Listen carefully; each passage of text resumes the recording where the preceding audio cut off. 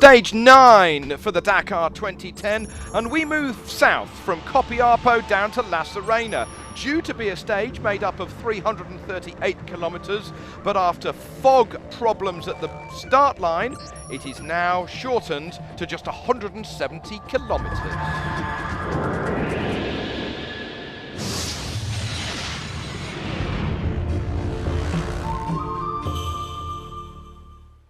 Great atmosphere at the start line this morning. Riders lining up like a motocross race, like these guys used to finish the Dakar on the shores of the Atlantic Ocean once Dakar itself had been reached. Everybody had a superb thrash over the dunes immediately outside of Copiapo, and big dunes indeed that they were. Initially, the big stage of 338 kilometres, now shortened to 170, but organisers so kindly didn't leave out the difficult stuff. They left in the difficult stuff. Within minutes, people in all sorts of trouble, and within minutes, people stuck and looking for help. Now then, catching up with some Australians, Rob Pollard, he's in 42nd position in the overall standings. He had a spill in the first week, but the Aussie crew are working hard to keep the man from Perth still going. Teammate in the Team RallyAustralia.com crew, Christophe Barriot-Vaju, is 64th overall. Also problems for Svitko, the man who was 10th yesterday afternoon, losing time. But it was the top 10 who finished yesterday on the stage who went off just 10 together.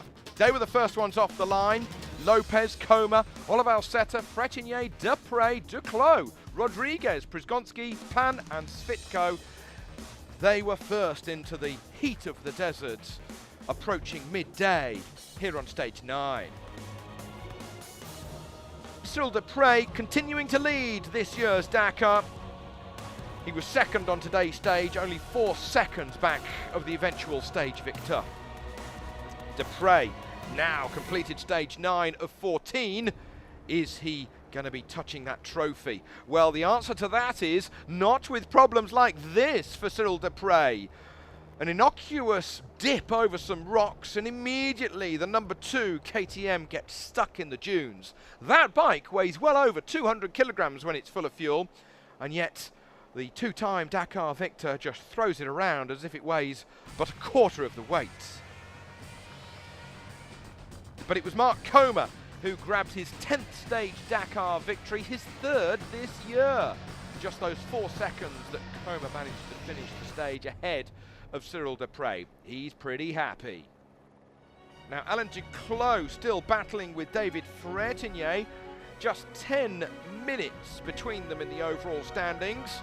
But ironically, the pair of them crossed the line this afternoon absolutely side by side. Between Duclos and Frétinier here on stage 9, nobody gained nor lost a single second. Jonas Streets with the Team Rally Pan Am KTM has been taking it very steadily. He finished 13th, hopefully not unluckily this afternoon, and Street in 7th in the overall standings.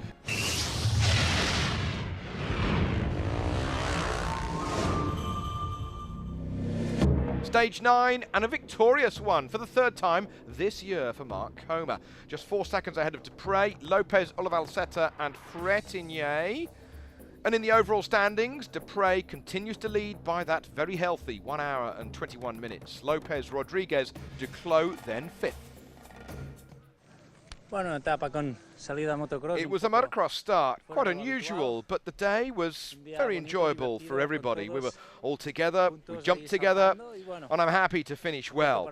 It's just one more day of the rally and one day less before the end. It was fun. It's been a long time since we had a start together on the same line like that on the Dakar. It was a good idea for us and for all of the spectators. A lot of fun. My goal was to avoid mistakes and control David Fratignac. If it's possible, I'm going to try and control him. I didn't see him for a while, but I knew he was behind me, and then I had a few problems of navigation. I thought he was ahead, and I attacked and finally realised this blue bike was Cyril's, so I took it easy, and eventually we all crossed the line together.